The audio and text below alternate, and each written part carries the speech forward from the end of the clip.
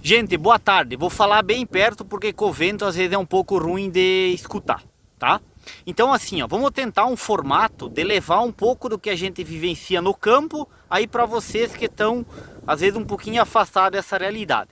Então a ideia é trazer curiosidades rápidas e conversar sobre agricultura, trazer algumas curiosidades, algo que possa auxiliar vocês, e daí vocês vão dando o feedback e ver se fica bom, fica claro, fica entendido. Então nós vamos falar rapidamente hoje sobre o estágio de florescimento do trigo, tá? Quais os cuidados, as preocupações que nós temos que ter nesse estágio. Então aqui vocês podem ver que a gente tem uma lavoura de trigo em florescimento pleno, né? Então tá aqui uma espiga de trigo, né? Vocês podem ver que ela já está no período de florescimento pleno. Então a gente tem as aristas aqui, né? Já aconteceu a protusão das anteras, né? Antera é esse órgão amarelinho aí, não sei se está dando para focar bem. Sobre essa parte da flor masculina fica o grão de pólen, né? Que é a antera. Então esse órgãozinho que vai, tá?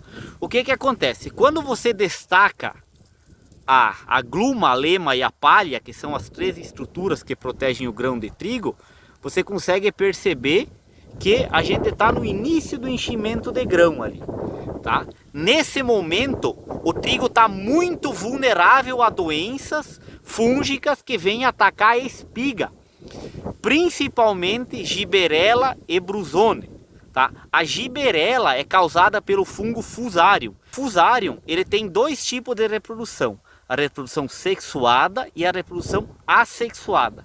Na reprodução assexuada, cai um esporo do fungo sobre a espiga. Esse esporo é flagelado, vamos dizer assim.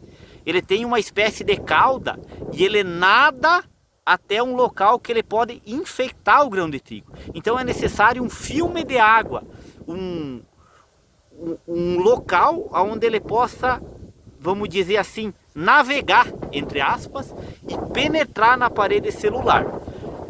Ele tem, o fungo do Fusarium tem uma estrutura chamada hifa. Essa hifa ela penetra na parede celular, né, através de uma estrutura chamada apressório. Quando ela penetra lá dentro, ela causa infecção. Aí ele começa a utilizar os nutrientes da própria célula da planta, que é o hospedeiro, para se beneficiar. Para a gente controlar fusarioses, a gente precisa trazer a lavoura sadia até esse estágio. Então vocês podem ver que as plantas elas estão sadias desde o bacheiro até a parte aérea. E agora, com essa espiga nossa pronta, a gente precisa depositar produtos adequados em doses adequadas entre as espiguetas, para que a gente consiga intoxicar o fungo antes que ocorra esse processo de penetração de hifa. O que é um grande desafio? O trigo tem essas aristas, que são essa espécie de espinho. Isso aqui forma um tipo de malha química. Quando cai a cauda de pulverização, as gotas finas e ultra finas são atraídas eletronicamente para essas aristas. E pouco produto decai entre as espiguetas, né? Então isso aqui é uma estrutura chamada espigueta, né? A espigueta, ela precisa receber uma dose de fungicida.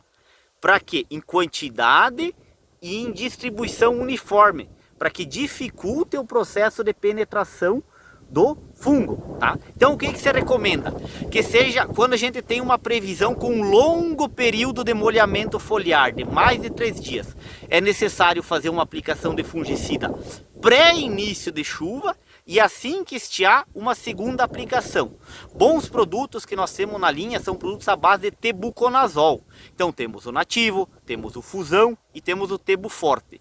Em casos mais graves é fundamental serem associados fungicidas não penetrantes, os multissítios, né? O mancozeb, o uniseb gold, o tiofanato metílico ou o próprio cloratalonil, que ajudam a ter quantidades de fungicida tóxicos ao fungo entre as espiguetas. Então é bem importante uma aplicação antes do período de chuva e logo após outra aplicação, e sempre trazer a planta sadia desde os primeiros estádios vegetativos, tá bom? Então fica aí a dica para os colegas, qualquer dúvida estamos às ordens. Um forte abraço a todos.